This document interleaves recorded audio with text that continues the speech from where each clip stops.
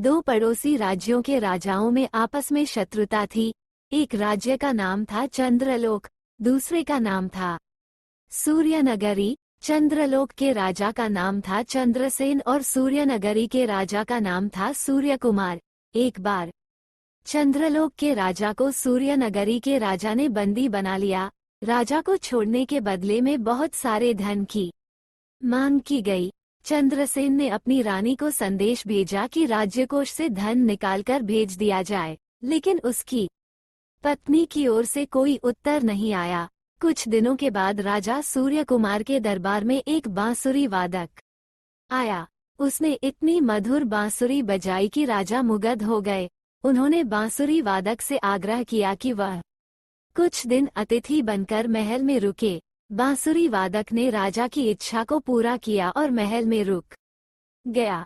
5 दिन बाद जब वो अपने देश वापस जा रहा था, तब राजा सूर्यकुमार ने उससे कहा, हम आपको अपनी ओर से कोई उपहार देना चाहते हैं, आप अपनी इच्छा हमें बताएं। बांसुरी वादक ने कहा, महाराज, मेरा देश बहुत दूर है, रास्ता लंबा है, मैं चाहता हूं कि आप मुझे सेवा करने के लिए एक गुलाम दे दें। उसने गुलाम के रूप में चंद्रसेन को मांग लिया। राजा ने ऐसा ही किया।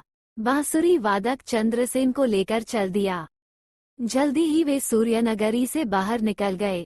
चंद्रलोक की राजधानी के पास पहुंचकर अचानक बांसुरी वादक गायब हो गया। चंद्रसेन ने उसे काफी ढूंढा। जब कुछ पता नहीं चला तो वे अपनी राजधानी वापस पहुंच गए। महाराज को यूं अचानक वापस पाकर सारे दरबारी अत्यधिक प्रसन्न हो गए। चंद्रसेन भी खुश थे, लेकिन वे अपनी रानी से बहुत नाराज थे।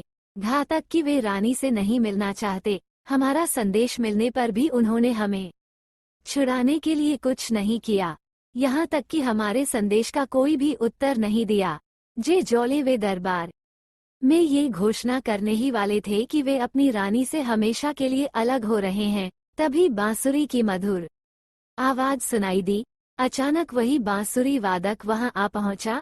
अब राजा चंद्रसेन ने बांसुरी वादक को ध्यान से देखा। वो और कोई नहीं, स्वयं महारानी थी।